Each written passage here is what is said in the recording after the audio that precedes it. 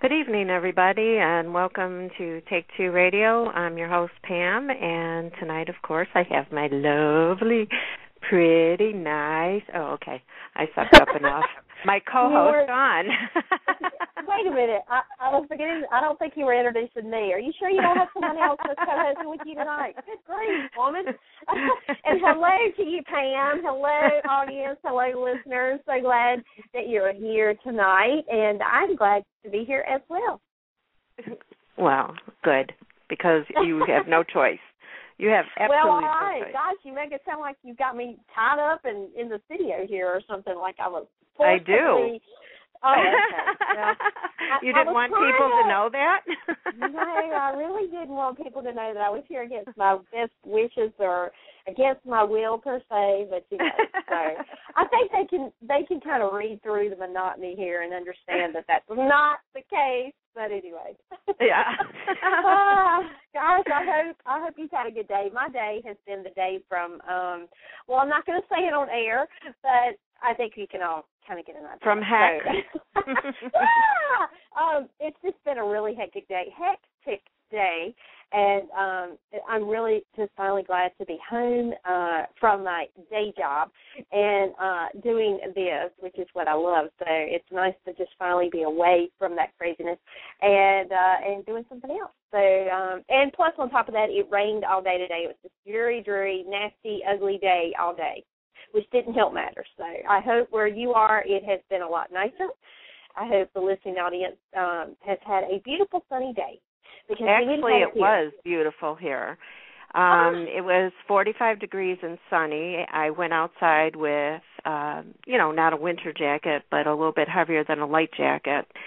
And it was beautiful. But I don't think you'd want to switch with me. I mean, I had my mammogram today. Now, women, we know how important those are. You have to go for them, but we don't have to say we enjoy them either.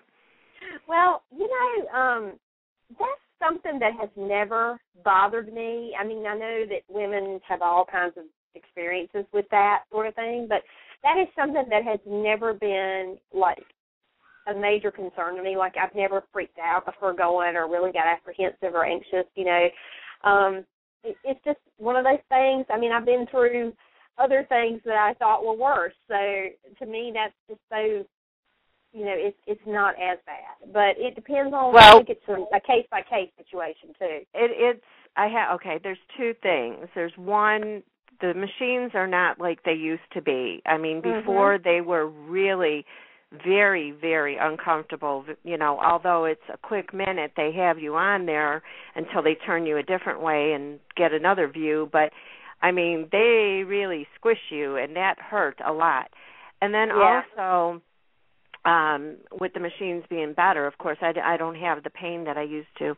But the second reason of my being anxious is because, of course, my mother died from breast cancer. So, I'm always very, very anxious and worry until I get my results back, and thank God, knock on wood, they've all been good. But, normally nothing else, bothers me that you have to have poked and prodded, but that one does. And I've been doing that for over 20 years now, every single year.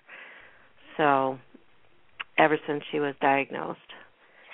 Well, I can certainly understand the apprehension there. I think I would dread it every year, too, if I had a similar experience. But it's not one of those things that I fret about.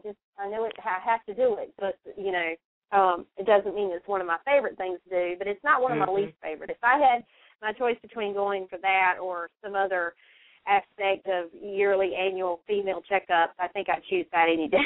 So I know, right? But because you can get that same apprehension. See, I've been the opposite way with Pap smear in the past. Had abnormal results, and that kind of scares you. When you are told you have precancerous cells, and that my mom's side of the family it's all hereditary, and so of course every time I have that same kind of can I just go for a mammogram instead? But I understand it's kind of the same thing, just a different thing. So and none of it's any fun. But things we women have to go through. I mean, I really. know.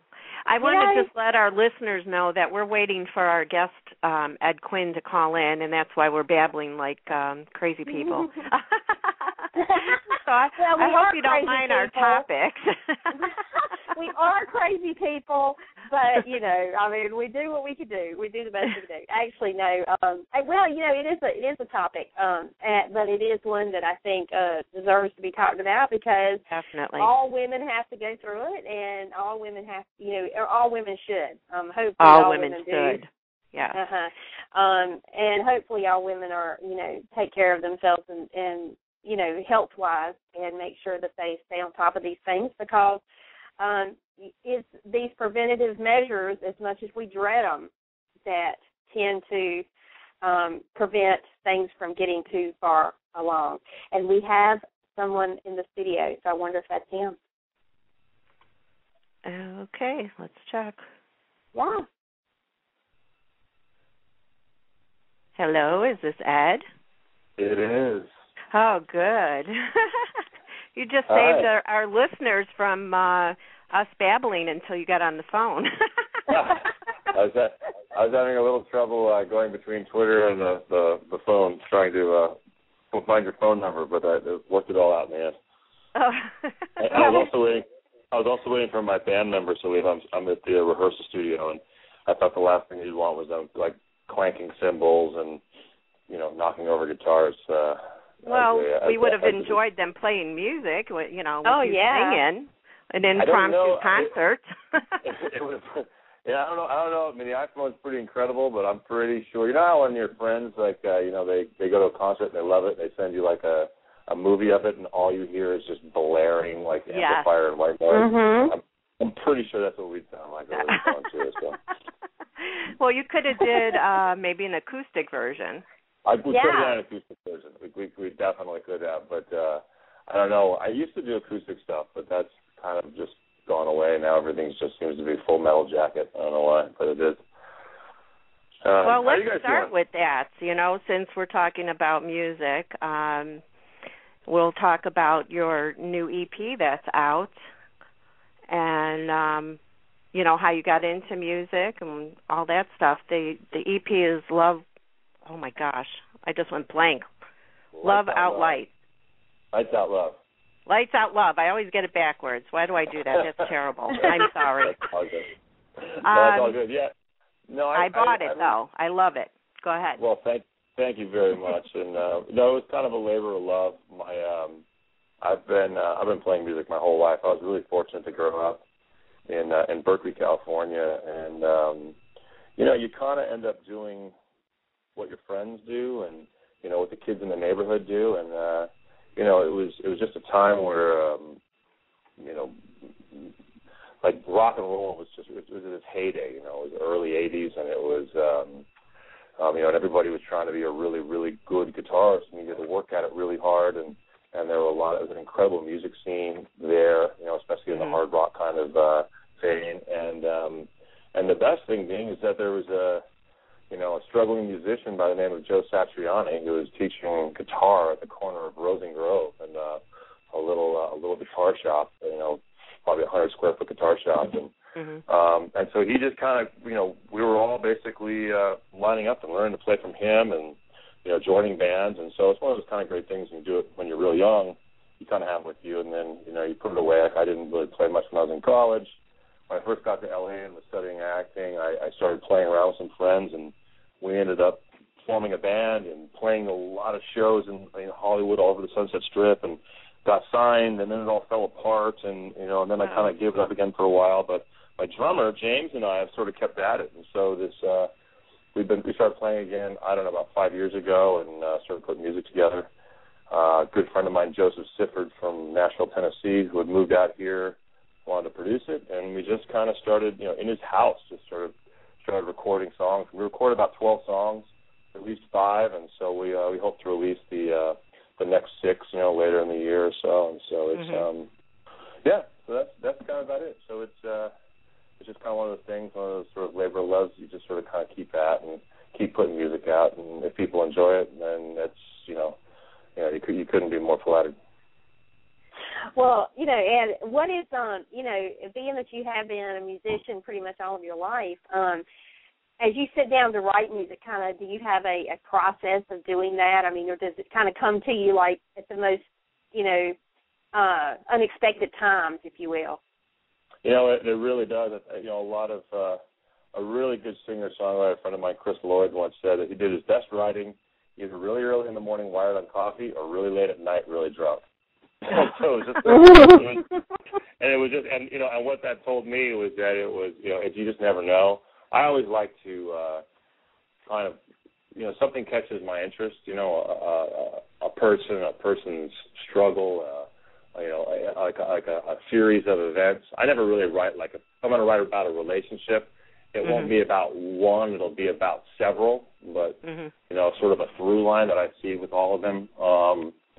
And it's just, it's just sort of a real fun way of expressing yourself, and I've always fancied myself a guitarist who sings, not a singer who plays guitar, so everything kind of, James and I'll come up with some music, and then I'll start kind of putting words to it, and then both will evolve to make a song kind of come together, and so it's a kind of a natural, organic process. It's definitely, if I was really trying hard to be a working musician, I would try a lot harder to be a lot more commercial and be a lot more deliberate in the way I write, to write things that are more hooky or that, follow a certain structure. And that's just, it's not my agenda, and so I don't really try and do it. And that is, and that's not, if I wasn't acting, if I didn't have what I consider a day job, I'd probably work a whole hell of a lot harder on trying to make stuff that was a little more poppy or fit into a certain style that you could kind of be a little more commercial. There's nothing wrong with making money playing music. In fact, it's a dream come true. It's just, I think it's the hardest business out there. That's probably one of the reasons I don't pursue it much harder. I've been around the music business enough to know how hard it is to actually forget making money, just making a living. I mean, it is just impossible. And now with the internet, music's basically free, so you can't, you can't really. It's just a tough profession. So, but it also takes the pressure off of trying to, do something to make a living. You just sort of do it because you love it, and that's about it. Well, how has your music changed throughout the years? In a weird way, I mean, here I'm saying I'm not writing commercially, but in a weird way, it's gotten a lot simpler.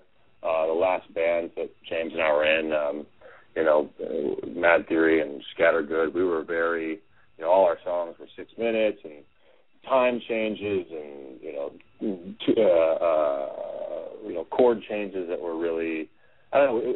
It's sort of like our influences were Zeppelin meets Soundgarden meets Tool, and with some of that maybe 70s influence of sort of jammy, long songs. And now our stuff's really tight. It's really kind of cleaner. It also comes, for me, I'm not like I'm not a singer, so it's I try to keep everything a little more simple and a little more kind of in a pocket. Not because I think it's a good idea, musically, just because I think it's a good idea vocally, because I don't really have a hell of a lot of range. And so, yeah, I think in a weird way it's kind of gotten simpler and just maybe a little more fun, too. When you're young, you take everything super serious, and now James and I kind of do it, and we just want to have fun and write songs that are kind of, you can tap your foot to, and so and bang your head. and bang your head a little bit. Yeah, it's weird. I mean, something I would have said 20 years ago. Now, you look at the music landscape, and I don't even know where something like our stuff fits in, or what it is, or how you even qualify. People ask me, what kind of stuff do you play? And I say, I like hard rock, and they go,